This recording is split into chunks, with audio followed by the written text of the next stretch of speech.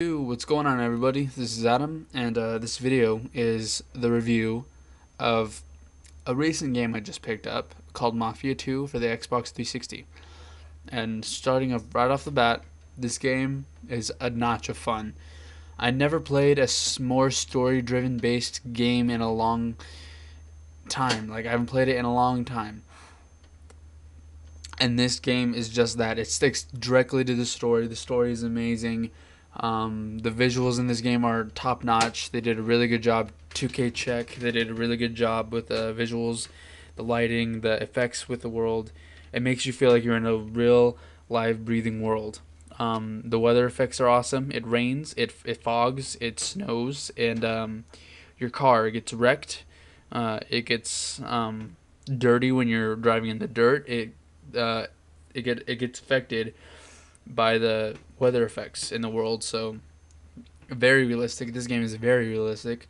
Say you wanted to go and rob a store. If you kill the clerk and you run away, steal the cash, whatever you want, if you come back like a day later, there's caution tape on the door and the clerk's body's gone and everything's gone. And that's basically a crime scene. So that's pretty crazy, insanely realistic. So yeah, just to that. And there will be some spoilers in the end of this video. I will talk about the ending and the story mode and my feelings on it.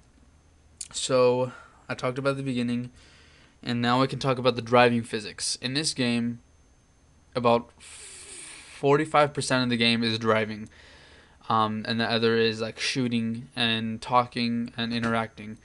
But yeah, you do drive a lot from point A to point B, and maybe to some other places if you want.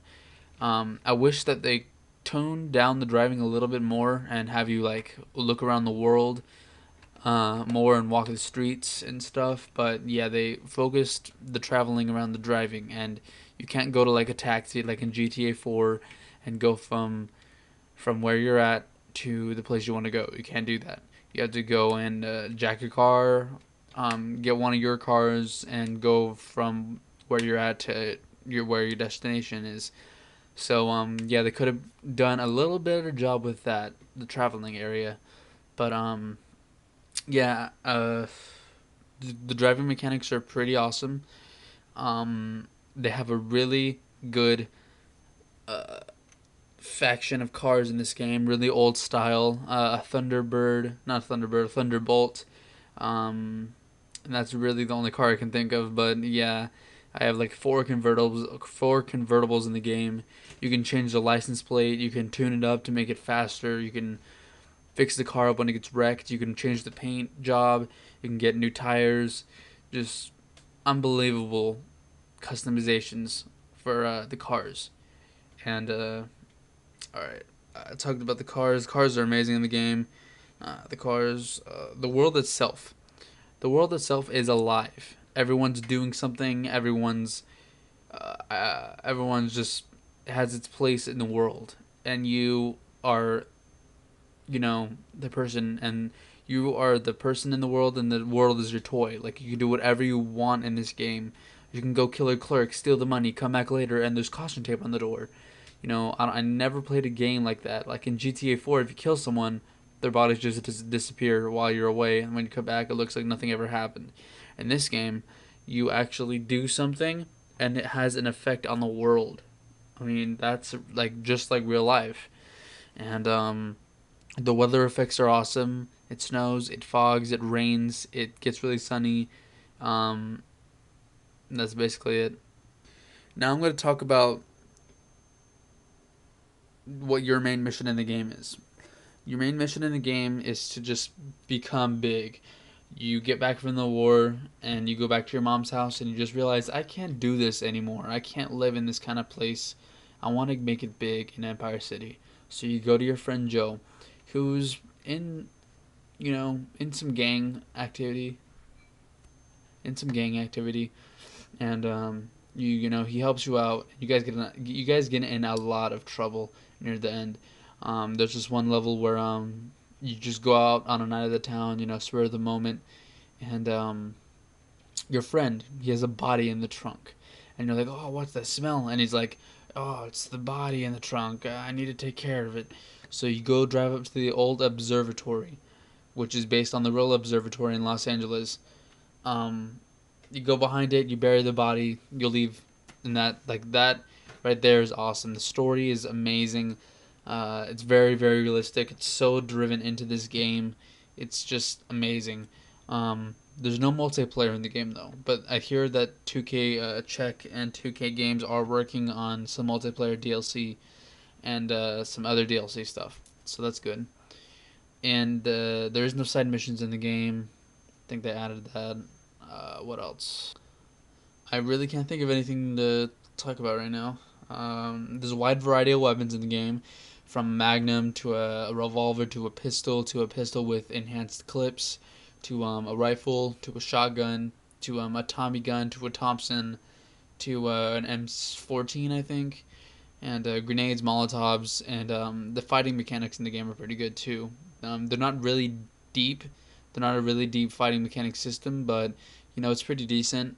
You can do some damage with the fighting system. So yeah. Okay, this is the spoiler alert. If you guys haven't played the game, please go play the game and then come back and listen to my feelings about the ending.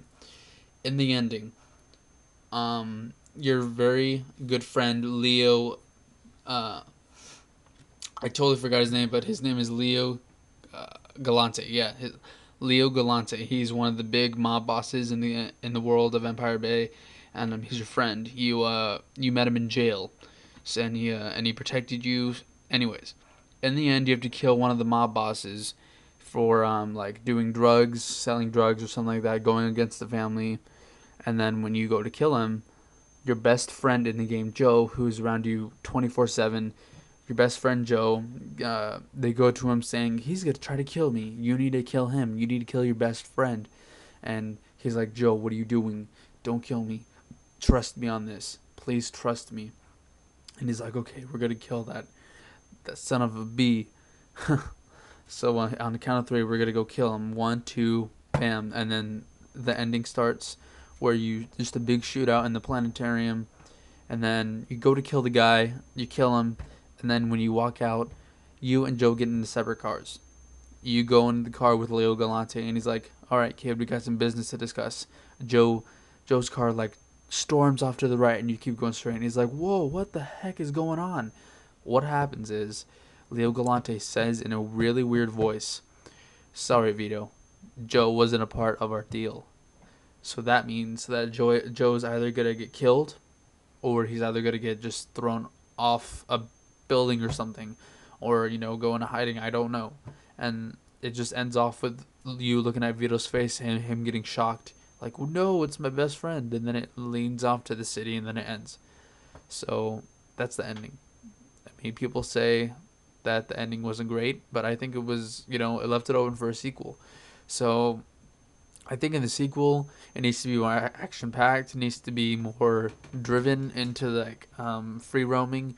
It needs to be a little bit off from the car side. Like, I want the game so you can explore it just on your feet. And yeah, I hope Mafia 3 comes out next year, because this game took about 5 years to come out. So yeah, please leave some responses on my video, and I hope that you guys enjoyed it. Tell me about how you felt about the ending, and if you want me to do any other reviews, let me know. Alright, see you guys. Thank you for watching my Mafia 2 review for Xbox 360. It's a great game. Go get it. I gave it a 5 out of 5 just because of the physics, the game, the story, the missions, the characters, everything. This game is a really good AAA title. Go get it. See you guys later. Bye.